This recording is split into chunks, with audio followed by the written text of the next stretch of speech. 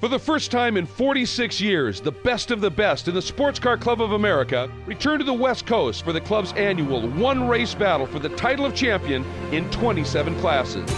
This year's three-day duel for the medals brings over 400 racers to California's Mazda Raceway Laguna Seca on the stunning Monterey Peninsula.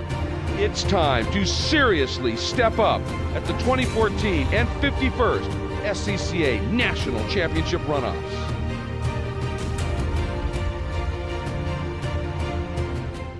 Welcome everybody, it is time for our third run to the medals at the 2014 and 51st SCCA National Championship Runoffs. This year at Mazda Raceway Laguna Seca on the West Coast for the first time in some 46 years. And it is a class that is absolutely spectacular on so many different levels. Personally, my favorite, or one of them for sure, in SCCA competition. I'm Greg Kramer, joined by Jeff Lepper. And as the Formula F category heads out on track, as we bring you today's coverage in HD, courtesy of Mazda, we're going to head down to our pit reporter, who's already been doing a great job here, Hayward Wagner. Tell us a little bit about Formula F. Formula F rolling out of the grid right now. These are purpose-built, no-wing, narrow-tire Formula cars. Worldwide, Formula F is known as a class where young drivers come to prove themselves. Formula One drivers, IndyCar drivers, they get their start in this class because this is all about the driver. These are very evenly matched cars. We're going to see a great race today from Formula F. I'll tell you, there have been some epic battles over the years. There's no question of that.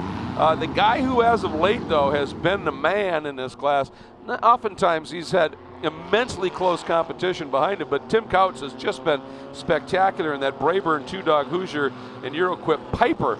And that's one of the cool things. You take a look at the different chassis in here.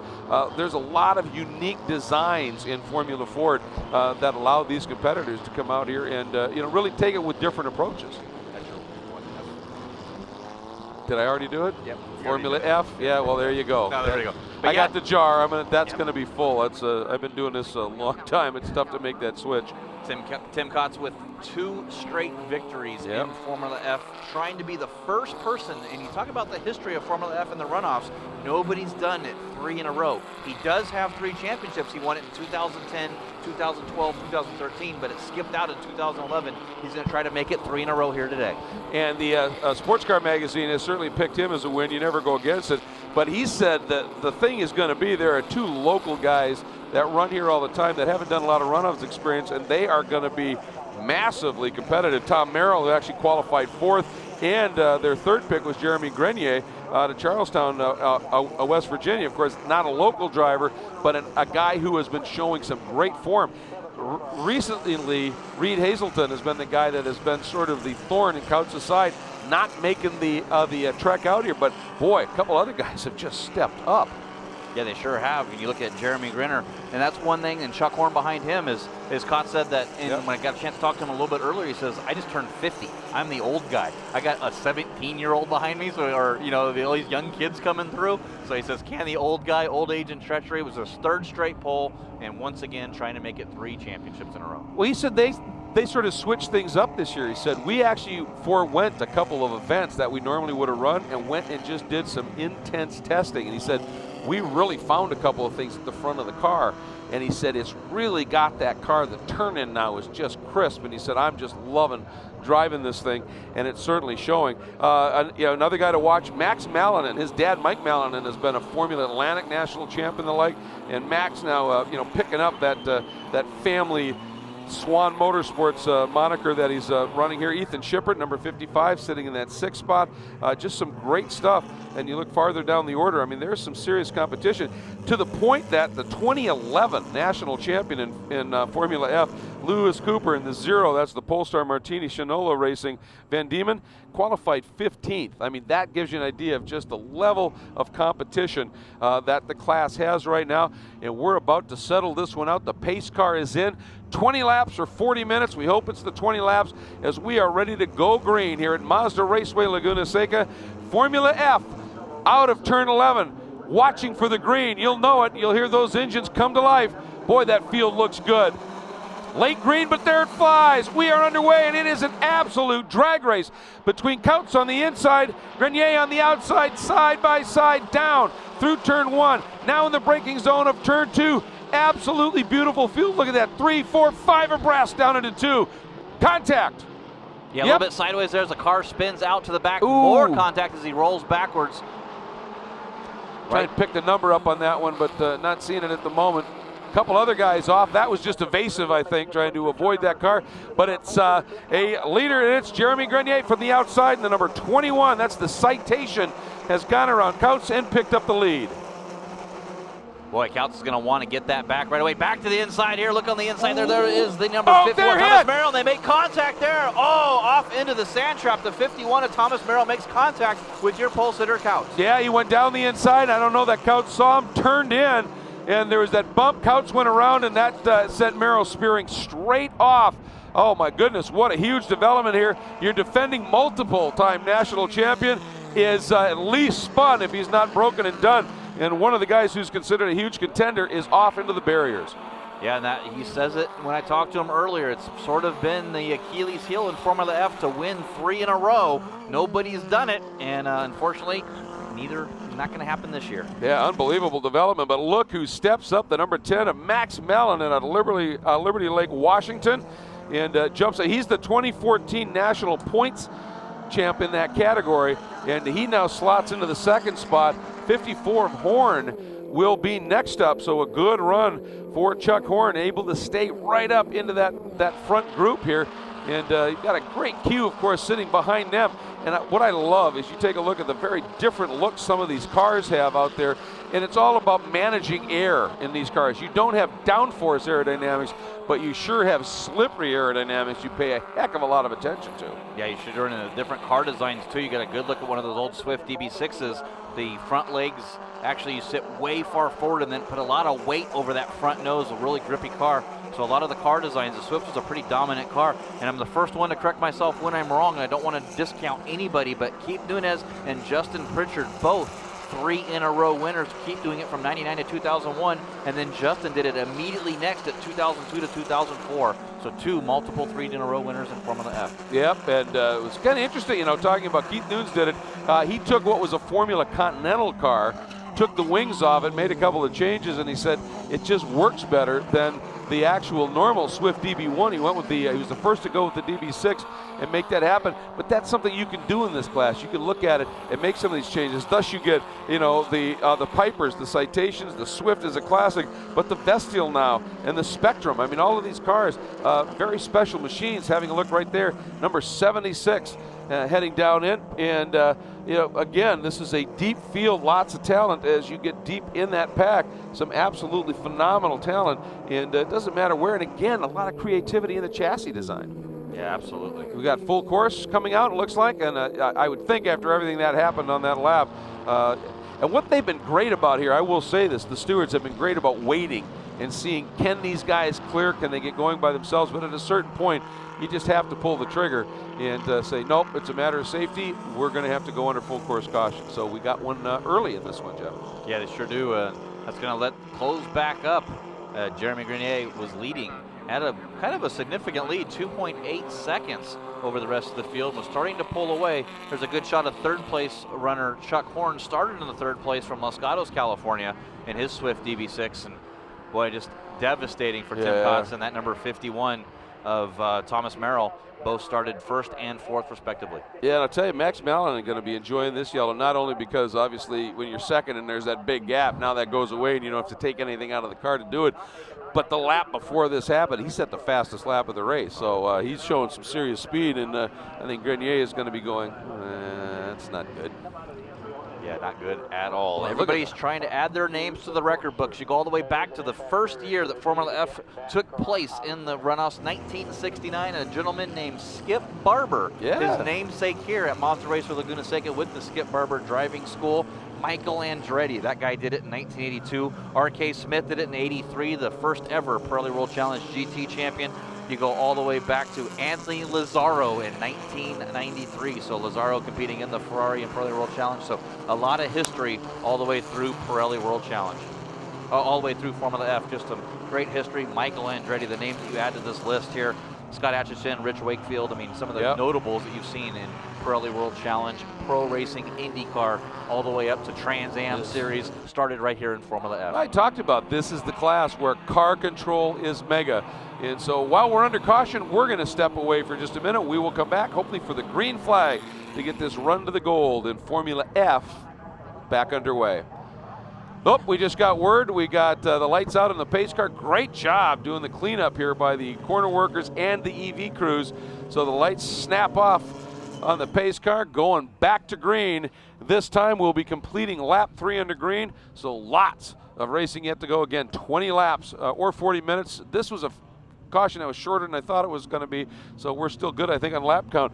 And what's going to happen? Jeremy Grenier leads it, but Max Malin had turned that fast lap right before this happened. Then Chuck Horn, then Ethan Shipper, and Alex Kirby, the number 81, complete the top 5. We are back to green, and Grenier getting a little bit of a gap. And look at this move. Ethan Shipper trying to get around the outside, and a late move by Malin, and way down into the pit exit lane, trying to get down to the inside. He is through. Can he get it stopped? Boy, that was beautiful, Jeff. He got that rotated to perfection. Absolutely nothing Grenier could do, and we have a lead change. Yeah, no grip, fought it all the way in. You saw him sawing at that steering wheel, the rear of that Formula F car getting a little bit loose, but stuck his foot in it and able to lead now in Formula F. Horn able to hang on over Shippert, and then the 81, that white machine in 5th of Kirby, in close concert as they come working up here. Kirby, that's a Piper DL7, one of the Honda Fit engine-powered cars, as they sweep up the hill. Malin may have got through, but Grenier has not let him get away as they make that run through 5. Carry every bit of speed you can up to the top of the hill, the very angular compression down into turn 6, and then the corkscrew lies ahead. Yeah, come up to that braking zone right over the top. You talk about these cars not having grip. As Grenier looks way to the left on the top of the corkscrew, not able to make the pass, slots back in beside Grenier, coming down the hill through the corkscrew, turn number 8. You got it set up really good for turn number 9 here. No grip on these cars, no aero, so you're going just by whatever grip these tires can handle through turn number 9 into 10. Interesting tires on these cars. I'm not necessarily talking about the manufacturer of the compound, but the design. They're cantilevered because the rim size that you're allowed is fairly narrow, so the tire, when it sits on the rim, actually balloons out and around to give you a little bit more footprint with these cars. It's been that way for a long time. One of the things we've seen, and I saw it during the practice and qualifying sessions, I'm trying to see if any of our front runners are running it, you'll run the front size tire on the rear. It's a way to change your gearing a little bit. And also is a little less draggy. That's not a huge thing here, the drag quotient. So I think a lot of the guys here have just opted for grip. This is a track that I think you want a fair amount of, as much stick as you can get, you want here. Yeah, especially in a Formula F car where, like we mentioned before, you don't have the grip or the aero or the nose. It's just wide open, wheels sticking out. You see the wishbones and the dog bones all hanging out there on the sides of this. Limited bodywork, but Honda coming into the Formula F category.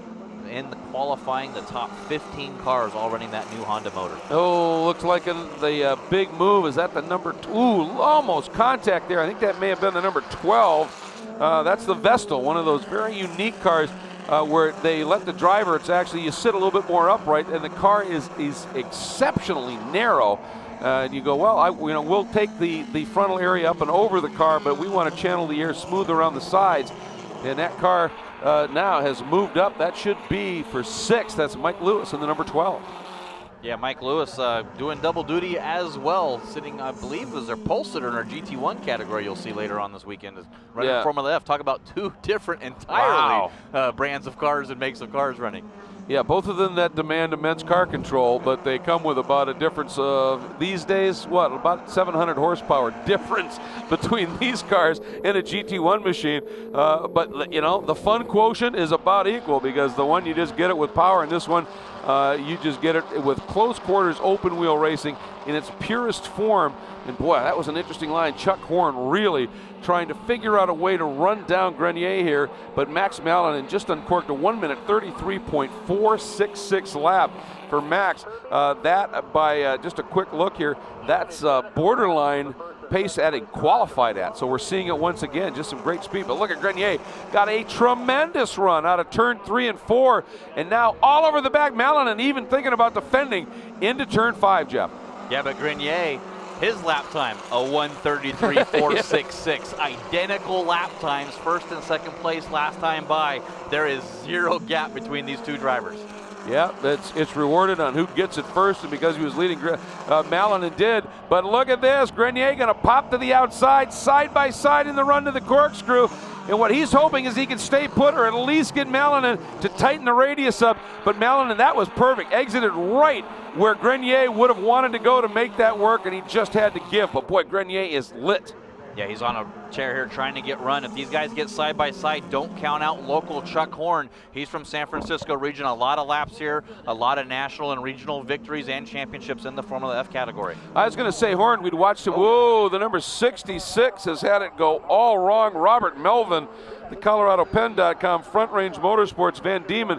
Looks like the right rear corner of that car has broken and is off, and we'll have to see exactly what the stewards think about this one here. But yeah, you're right. Horn, this very unique line, he takes this mid-track and then just pivots it and rotates it. But that little bit of dicing between those two guys up front, Malinen and Grenier, has allowed Horn to come right back into it, hasn't it? Well, you really make turn two sort of a diamond there. You make it one corner, so your apex is actually the exit there of turn two. So a lot of guys will go inside, go out, and go back inside and come back out again. But we are full course yellow for Melvin off in the exit of turn number 6. Yeah, I just didn't see that there was any way that they were going to be able to clean that up without going full course. And keep in mind, it's not just a matter of another car getting into that car, but to be able to clean this up safely with workers on track. It's the only way you can do it when a car is sitting there. So while we're under caution, we're going to step away for just a minute in our battle to the medals in Formula F. The 2014 SCCA National Championship Runoffs are being brought to you in HD by Mazda. Conviction, creativity, courage. This is the Mazda way. And by Hankook, driving emotion.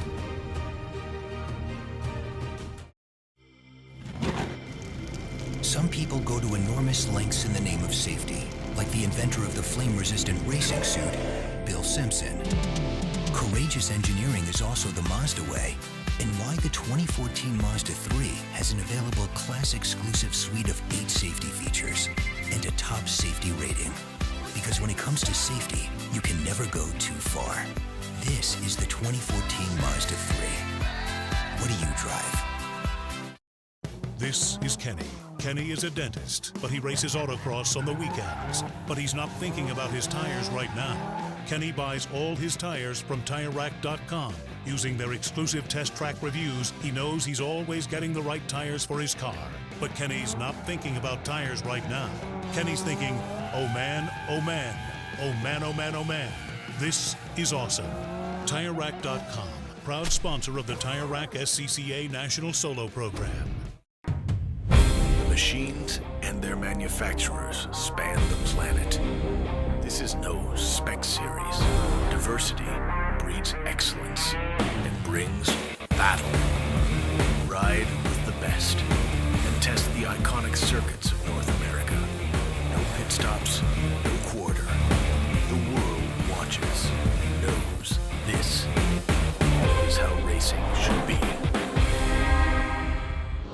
Back at Mazda Raceway Laguna Seca, Formula F under full course caution, but reports are that's going to be going back to green relatively soon. And take a look at that man, the number 88 of 3-time champion, double defending champion, Tim Kotz.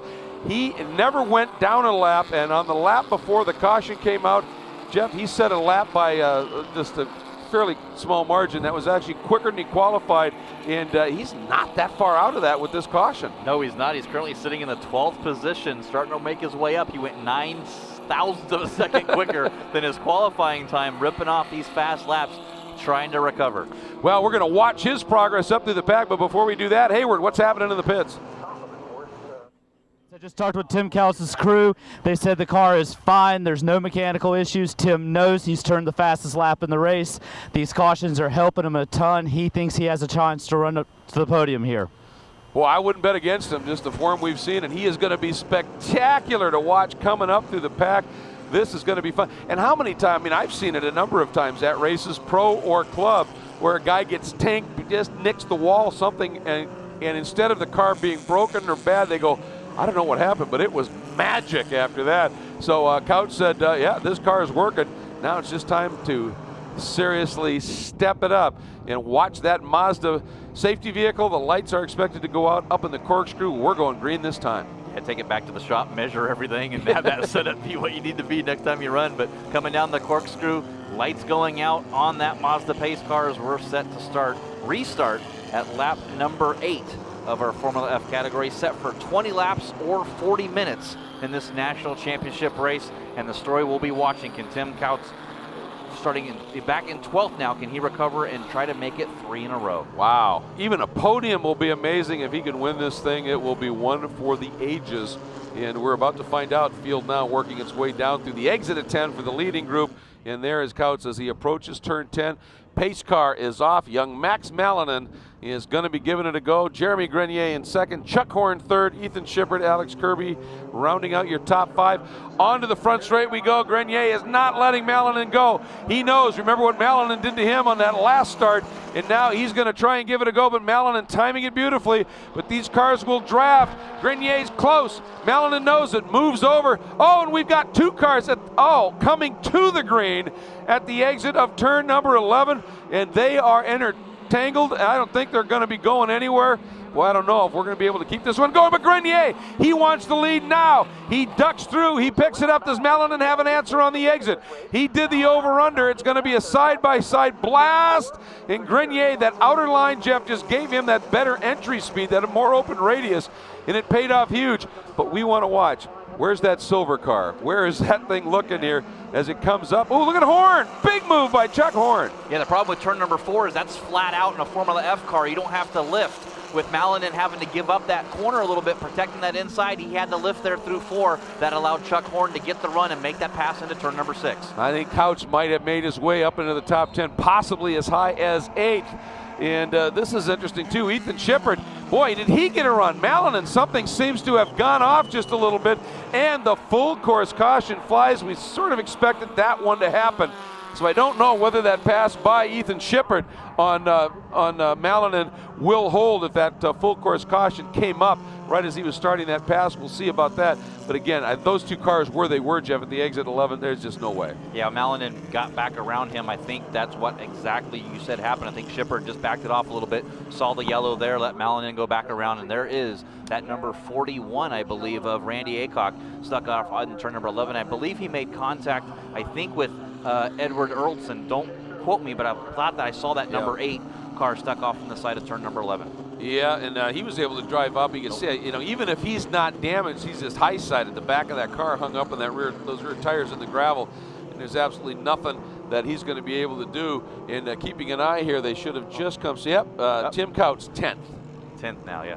And this yellow is going to help them as the number 41 pulls away just as the safety crews roll in. So it's like, oh, there's a truck coming, I better go. But boy, I'll tell you, as a steward of these races, you see that happen. You wait, you pull the trigger for the caution, the wrecker gets there, and the guy, I got it. Yeah, I believe that was actually Stan Towns that made contact. So I did see the number 8 of Edward Earlson, the white Swift off to the on the track. So I believe that was Stan Towns, number 6, that made contact with the number 41 down there in turn number 11. And there is Couts, who once again up into the top 10, and again gets that field compressed, giving him another opportunity at it. Here we've with these interruptions here, as we come to green, we'll be exactly at halfway. So it'll be just fascinating to see what Couts is going to be able to do, and what we're seeing, this battle up at the front. What was with Malinen? Did he have some sort of an issue and just lose complete momentum for a while, or is there a problem with the car? Because certainly Shippert and Kirby and Mike Lewis and that all yellow, that Vestal, these guys are going to be coming here. This one's going to be fascinating to watch on the restart. 10-lap sprint race. If it wasn't already a sprint race before that, you just break the race up into 2 segments. The first one was for position, the second for a national championship. And Couts well knows the farther up to the front of the field you get on this one, those passes get a bit more difficult to make, because you're starting to get sort of some very quick guys at this stage. So it'll be fun to see how this one plays out. The guy that's right in front of him is another Vestal. That is Bill Kephart, who's been running that car. It's the number 37 that he's been running for a long time. One of the first guys with that Vestal chassis. Now he's running the Formula F engine in the back as well, making that change. I mean, basically, he was the guy who funded the creation of that car, and a lot of work on it. Dan Campbell, we're getting word from our stats folk, the guy that designed that car. And again, a little bit different look, just trying to manage the air differently. In this class, you'll do anything you can to figure out a way to get just a bit more slippery. Yeah, just a little bit. As you see that beautiful Mazda pace car pulling in the pit lane, getting ready to go back underway. Well, Grenier trying to get it run there right before that. So much for maintaining pace car speed. Green flag at the start. Very early green, so that worked beautifully for Grenier. He just went, and the green flew, so that paid huge dividends for him as he comes by. So Chuck Horn finds himself, even before they get to the start-finish line, about 10 car lengths adrift. Then Malinen, then Ethan Shippert. Mike Lewis going to look at the outside of Alex Kirby down into 1, which often means you'll try and do a cut-down move underneath. Not quite able to get that done, and it looks like Kautz not able to move up a position yet on that restart. Yeah, I think that early green caught a lot of these drivers back in the field out a little bit and not able to capitalize down in that braking zone in the Andretti hairpin. Here's a look at black number 10 of Malinen, who had gone to the lead early, and then on the restart just slipped back a little bit when Grenier laid a move on him, and Horn was able to capitalize. Guy who looks awfully good right now to me, though, is Shippert. That fourth place car, that bright orange helmet, he really seems to have come alive just a little bit. Yeah, doing a great job as Shippert. Really, he made that pass on Malinen right before that yellow came out, so he knows he can do it again. He's going to have to tuck right back on the gearbox of that number 10 Max Malinen car and see if he can make a move again like he did before. Boy, he gets a great run up the hill. He uses that almost off track as far left as he can get, just to straighten that braking line out and really get deep into the corkscrew area of the track as he comes down the hill. Just an amazing story that we've been seeing unfold here. This is his sixth runoff start, has yet to find himself up in medal contention, but he got a fourth at Road America in 2012. So he's he's been within a whiff of the podium before. He wants more. A little bit of an error there, just running it wide, and that allowed the 81 of Alex Kirby to get uncomfortably close. Yeah, he tried to make a move on the inside down there in turn number 11, but wasn't able to complete that pass as Shippert shut the door on the exit of turn number 11. And watch this now as Malinen has reeled in and come right back after Chuck Horn. And that lead trio has made a little bit of a break right now. Whoa! Grenier just throwing it sideways here through turn 3. Didn't hurt him too much. And again now with those cautions and this being a sprint, you could push these cars, the tires, everything, just a little bit more now and often that's when this starts to get just spectacular. Yeah, but you don't want to lose momentum on these little cars. You know, small displacement. Motors, momentum means a lot in Formula F, and you don't want to lose that. You keep doing that corner after corner. That's going to affect your lead there. You don't want that to happen. Up through 6, that great little compression, very tricky corner. There's your top 6. Watching Kautz now, I think is in 8th. He is. I think he just made the pass. He's up into the top 8, but he's running out of time, Jeff, as we're working lap 12 of 20. Yeah, with a minute 33 lap times the leaders are making, that 10 laps goes by pretty quick, even though it is a 40-minute or 20-lap race. So far, we've only seen lap counts here at the National Championships. Wow, big wiggle there coming down the hill in turn at number 9. No doubt he is throwing everything at this. And now the problem is even if he's able to move up and catch these cars, once he gets through that one group, now there's gaps building. And then you've got to do it all on your own. He certainly has shown the speed to be able to do that, but it's more a matter of time right now as we put that 12th lap in the book. 8 to go, and there is Kautz. He just continues to go after it, but these guys are throwing down some lap times. Good 3-car scrap. That's 4th, 5th, 6th now between Shippert, the white number 81 of Kirby, and the number 12 of Lewis. And boy, Grenier, even with that moment, that last lap, he was able to build a little bit of a margin, and Malinen under attack as he has gone around Horn, but Horn immediately coming right back after him. Yeah, he got him down there in the Andretti hairpin, makes that move, had the fastest race lap that lap before. Yep. His best. There's a big battle now for 4th right behind him. You see Shippert, Kirby, and Lewis in that battle. Lewis moving up a spot. Oh, man, nice move by Lewis down into 5, just straight to the apex, and there was nothing Kirby could do. It was going to be contact if he tried to turn in. And now we'll see if Mike Lewis able to come up. But what a run by Lewis up into the top 5 in Formula F. Already a good day for the multi-time national champion, GT3, GT1. But this is a whole different ball game, and boy, is he proving to be pretty adept. Yep, and you're looking back at Couts, he's got Rick Payne right in front of him trying to get that 7th position, and if he gets around Rick Payne, he might catch up to this battle for 5th pretty quick, or battle for 4th, sorry, pretty quick. Yeah, it's a good one, and he's through. He is through, so now it's just drop the hammer time, and look at that big counter move. Kirby down to the inside of Lewis. Lewis giving him a little bit of room. Kirby realizing, though, nah, I'm not going to be able to make this work, but that cost him dearly in terms of that momentum. That's what Couch wants. Yeah, that's exactly what he needs, and you see that gap, how he's closing in now. Kirby less than about 2-3 car lengths coming down here into the Andretti hairpin. Michael Lewis getting a good run as look to the outside there, battling all through our Formula F field. Malinen, and boy, did he made a run. Once he got around Horn, he has upped the game considerably all over the back of Grenier as they come out of 3, heading down into turn 5. Interesting what happened on that one restart when he just faded a little bit, because he certainly has pace now, Jeff. Yeah, he sure caught back up, got around Chuck Horn, battling on down to the inside. Is he going to make it work? He's showing the nose. No, not going to get through. And watch that gap open up now as he has just that little bit of scrub, taking that tighter line through 5. As you climb the hill, you've got to be really, really determined to try and make that happen. Boy, but look at that, Grenier running a little bit wide as well. Look at that. That little move into 5, Horn all over him. Yeah, it sure did. That really hurt the momentum. You got to be committed if you're going to make that pass and think you're going to make it, or try to slow up that first place guy to try to make that pass, because you're not going to be able to do it, and especially in turn number 6. It's tough. It's counterintuitive for a race driver to be a little bit patient, but that's one of those things. Don't try that in 5. Get the speed. Make the pass somewhere else, into the corkscrew, into 11, into 2, but don't cost yourself, especially in a low horsepower car climbing a hill.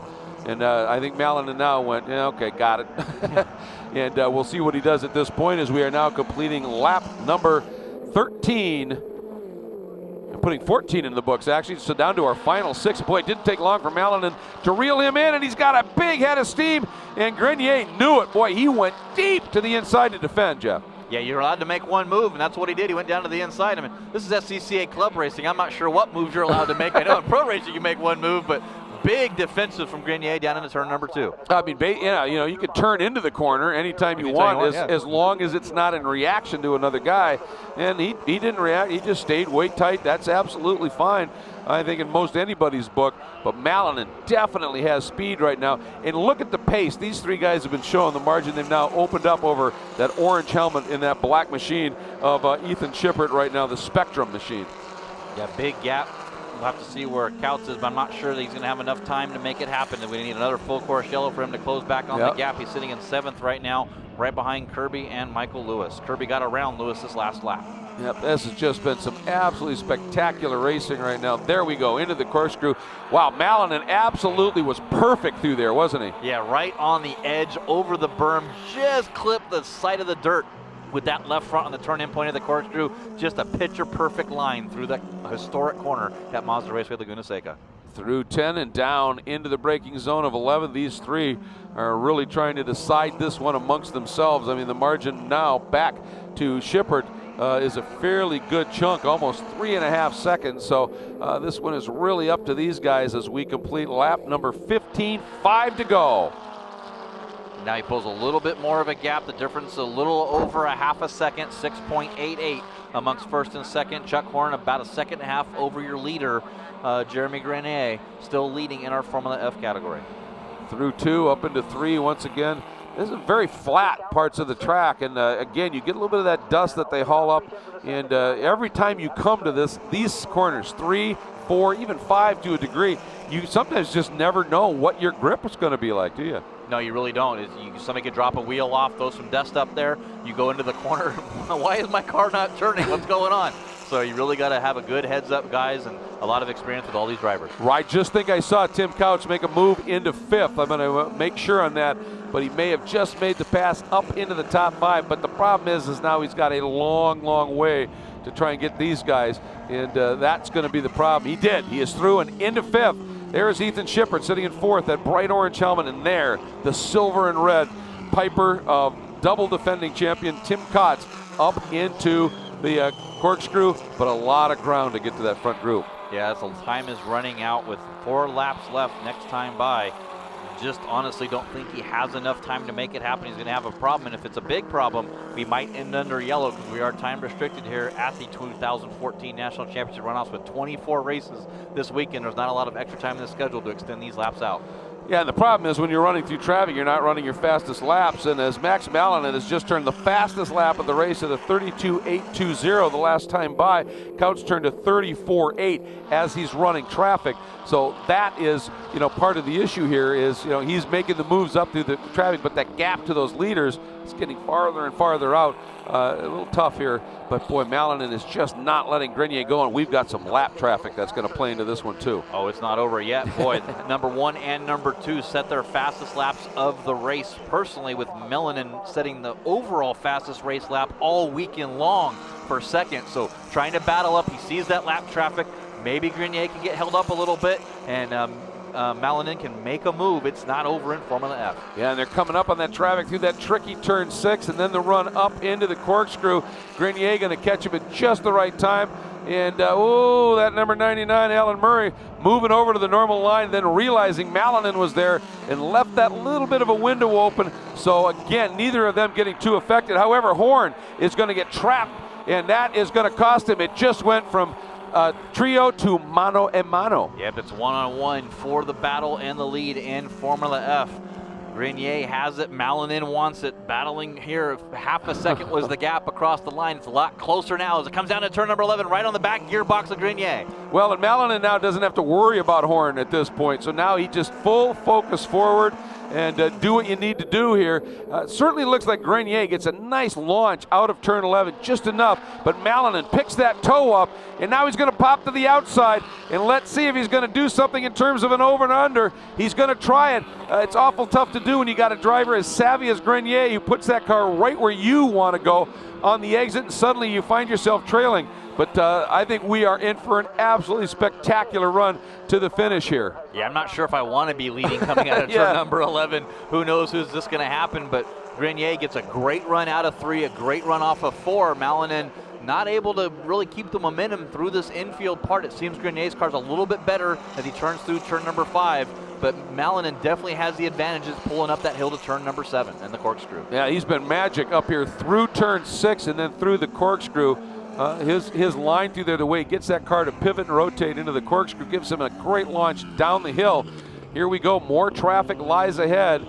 Grenier feeds it over to the left, down. Oh, Malinen, right as we're talking about the line he uses, he just carried a bit too much speed in rotation, and now Grenier just got the gift, as did Horn, who might be able to find himself now with a silver, and Couts is all this while has been closing in on the back of those guys.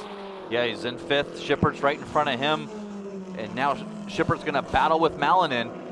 See if he can get a run down here to turn number 11. Still probably got some dirty tires on Malinen's car. That's going to allow Grenier to just walk away from the front of that field now.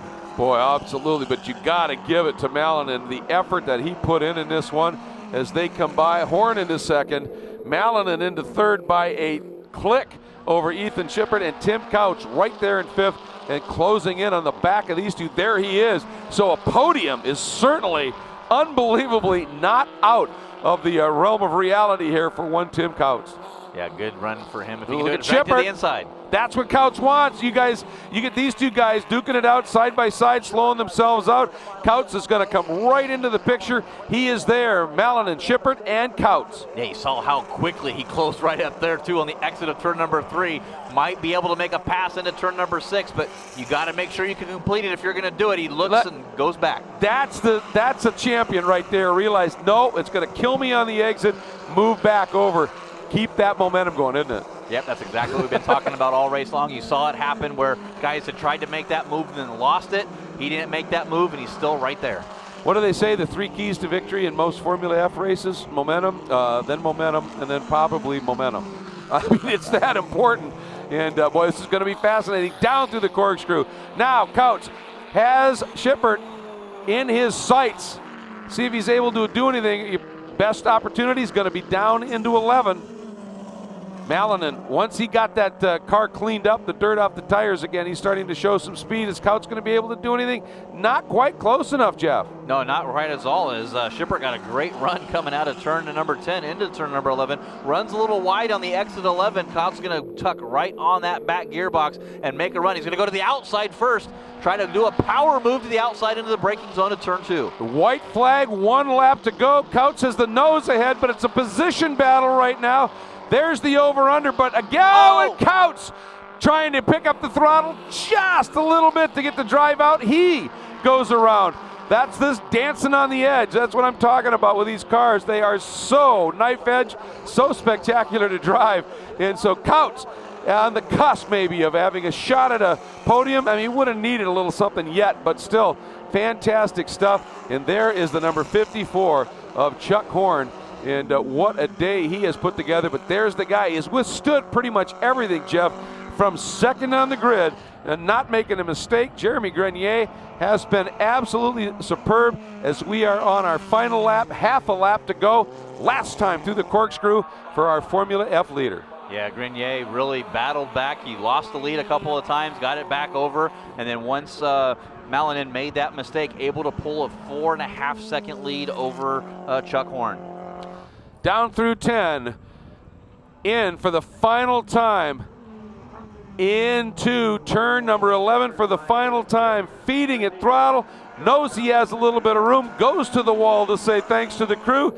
Jeremy Grenier in the number 21 comes across in his 5th runoff start. He gets not only his first gold, he gets his first medal, and it's a gold to boot. That's a good day. Absolutely fantastic. There's Mike Lewis coming by. Great run for our GT1 and pole sitter as he has himself a great run. Moves up on that last lap with everything in those last couple of laps to 4th, just missing the podium there. This one was fascinating. And again, the effort those guys were given right at the end. Mallinen pushing it to the absolute limit. Couch, same story. Yeah, they did a great job battling back and forth. You talk about this is like a prelude up into professional open wheel racing. If you can start right here in Formula F, Yep. A lot of these youngsters are on the way. A lot of the veterans still trying to live that and doing a great job. Exciting stuff in Formula F. Did you see Grenier just pounding that steering wheel? He's got the arm restraint, so he can't get the arm too far, but he was pounding that wheel coming all the way from Charlestown, West Virginia, to make this one work. And we are now getting word, as we kind of expected with that brilliant move he made, the GoPro hero move of the race, the pass for the lead that Grenier put on there, and well earned indeed. And you pass for the lead, then you hang on and you win it. That's being a hero. Yeah, doing a great job getting that free camera as well as a gold medal. All around great run for Grenier. Congratulations, your Formula F 2014 SCCA National Champion. Yeah, just fantastic. And of course, also going to be awarded, timing and scoring has to do the tabulations, but we got that Hard Charger award. That's a highly prestigious as well. Yeah, the Sunoco Hard Charger, the one that picks up the most spots from your starting position to your finishing position. So we'll get word on who that'll be. Those will all be announced. Always check out scca.com/runoffs for your official runoffs, live timing and average. We did. Mallinen just saw him. He's off at the exit of turn 10, broken. I think it was either the right front corner, left front corner. So obviously trying to come back here, bit of contact at some point. And so that's why Mallinen suddenly dropped. That's why suddenly I looked and saw Michael Lewis sitting there in the 4th spot, and Alex Kirby right there in 5th. Boy, he was a player throughout this one. Just didn't quite have the positioning to get up and battle for the lead. But what a run he put together. But Jeremy Grenier bringing that car in, and absolutely fantastic run. No question as to what he was able to do today. And, not just a great pass for the lead, but he also had to deal with some pretty phenomenal pressure as well. Yeah, he sure did, and good racecraft that he showed through there and battling up back into that lead, winning that GoPro Hero camera. All right, let's get it down to Hayward Wagner, who's standing by with our first-time gold medalist. Jeremy Grenier, your winner here in Formula F. We're working on getting the helmet off. We've got some folks here from Hoosier waiting to congratulate him. Here in the Hans device era, the helmet is a little bit more tricky to get off than it was a couple of years ago, but Jeremy's getting a hand here. A great race here in Formula F. We may just get a couple of words from him through the helmet if we can. Yeah, we're just going to leave out. Jeremy, can you hear me all right? So, Jeremy, let's talk a little bit about this race real quick. A great drive. When did you start to feel secure like this was something you had? The race was good. There was a lot of yellow, so a lot of restarts. Max had a really fast car in a straight line, but I could get him in the corners. But what an awesome drive. This Honda-powered Citation was hooked up on the Hoosiers all week. I made a mistake in the third qualifier with the choice, but this car is awesome. I got to thank everybody. Bruce, Honda, Hoosier, Paul Chikansky. Without him, wouldn't. The guys up in the booth are talking about the pass for the lead, speculating this might be the GoPro move of the race. Talk to me about how you set that up. How was that pass? To be honest, where did I get him? Down in one? I can't really remember. It was just too much. After all the restarts, it just kind of all fell into one big bunch of laps, so it was fun. Well, you know it's a good race when you don't remember the highlights. Staying busy with a lot of adrenaline pumping. Congratulations to you, sir. We're going to move down, see if we can get our second place finisher. Looks like he's in a conversation right now. See if we can break in. Chuck Horn. Guys, if we can get a quick word with Chuck. So Chuck right now talking to the folks at Honda. We're going to break in here for just a second if we can. Chuck, one of the local guys here from the California, from the San Francisco area. Chuck, let's talk real quick. You finished in second here at the Runoffs. What's it mean to bring a medal home from the Runoffs here in California? You know, it's something that I've heard about for a long time, and I've never really thought that I'd have the opportunity to do it, and just the fact that the region brought it out here. We had some really big competitors that are national champions that have come out and to validate what we're doing, so that really means something to finish where I'm at, and it's been a lot of fun. A lot of guys in the top 10 running very modern new chassis. You're running the Swift. What does it say about this class for you to be able to finish on the podium in this car? Yes, you haven't said anything about my age either, so between my age of the car and the age of me, that says a lot. Congratulations to you. We're going to find our third place finisher. Guys, if you can help me out a little bit with who we're looking for. I know there was some issues with Max there at the end. Yeah, Ethan Shippert, the number 55. So Ethan Shippert is who we're looking for, and I don't believe that we have them. So let me kick back to you guys. If we get them, I'll let you know. All right, thanks very much. Yeah, lots unfolding on that last lap, and it got pretty involved. Folks watching right now, the extrication of that car of Max Malin, and you know, obviously problems on that last lap, but what a drive he put in today. Yeah, he sure did. Malin made it exciting for everybody there. But talk about the battling in Formula F when the guy that wins the race wins the GoPro hero move of the race and doesn't even remember when he did it because the battling was so intense and going on there. But once again, just great job for Grenier to get his first ever podium and medal place. Well, that's sort of the MO, isn't it, of Formula F? It's so fierce. And hey, Hayward has found our bronze medalist. All right, we've got Ethan Shippert here. Ethan, I don't know if the guys in the booth said your name once during the race. You just drove a really clean race in the right places at the right times. What is it like to put a car on the podium here at the Runoffs? Well, this is I believe my 7th try, and I finished this car Labor Day weekend with the help from Doug Learned Sr. and Jr., and we've got 5 days of testing on it. And so we were a little off on the setup, but we're burning the front tires off pretty bad. It was mostly my fault. I was trying so hard to hang with these guys. They were really rolling, and every time I saw Kirby behind me, I started to get nervous because I knew he was killing me through 10 and 11. And every time he'd get past, my heart would slow down a little bit. I'm getting married next weekend, and I wanted so bad just to be on the podium this weekend. This just means the world to me. So a great start to a couple of weeks here. Talk to me. Did you know that you had third? Did you have any idea when you came across the line? Well, I knew because Malinen and Mark Keller came together right at. Malinen spun 2 laps from the end in the corkscrew. I don't know if there was contact. I got right up to him, and Tim Couch was right on my ass, and Tim's a hell of a driver. So Malinen started to leg us. Me and Timmy went too wide up over the hill, and I thought for sure Tim's going to try me on the outside, so I just tried to hold my spot. Tim went around in 2, and I thought, okay, I've gotten 4th twice before. I guess it's 4th again. And then we came down the hill, and just fortunate lap traffic intervened, and I was crying. I was crying as I came across the line. I feel like I won it, you know? So a huge congratulations, Ethan. Great drive. Really, really well done, sir. Well, he drove well enough and hard enough to be able to say, I can understand that. I feel like I won it. And talk about giving yourself a wedding present. That's absolutely wonderful. Got that bronze medal around your neck.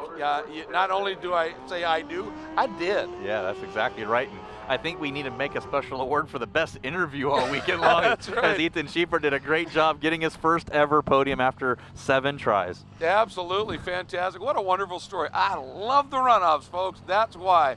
Jeremy Grenier getting his first medal ever. What is it? Gold. Chuck Horn hadn't run a runoffs and ended up 5th in his Western Conference in the U.S. Majors Tour. Shows up podiums with a silver. Ethan Schippert, that story ends up with a bronze as he's on his way to get married. Michael Lewis, a GT1 big bore driver. I'm going to climb into a Formula F and see what happens. Almost on the podium, and Alex Kirby completes the top 5. Yeah, good job for him. Rick Payne finishes in 6th. Tim Couch, we talked about that. Your pole sitter, 2-time defending champ. He moves all the way back up to 7th, even after that spin. Once again, having problems. Dave Zerlinen, he finishes in 8th. David Livingston Jr. gets 9th, and Ed Midgley finishes out your top 10. And it is exactly what you would have expected from Formula F, from the history of that class. What I love, Jeff, is there was a period where Formula F was dwindling a little bit. One of the things that was a big deal was to make it not just Formula Ford like it was, but to welcome in that fit engine, and it opened it up. But I think now you've got those new chassis and the interesting developments in it. It's a class that is not. I don't think it's even on the rebound anymore. It's rebounded. You know, you look at the number of cars here, 26 cars making the tow out to the West Coast. It's a class that is worthy of this level of competition. So that's going to wrap up our coverage of the Run to the Gold in Formula F here at the 2014 SCCA National Championship Runoffs at Mazda Raceway Laguna Seca. Once again, for Jeff Lepper and for Haywood Wagner, I'm Greg Kramer. What a race. Congratulations to Jeremy Grenier and the rest of the podium. See you next time. The 2014 SCCA National Championship Runoffs are being brought to you in HD by Mazda. Conviction, creativity, courage. This is the Mazda way. And by Hankook, driving emotion.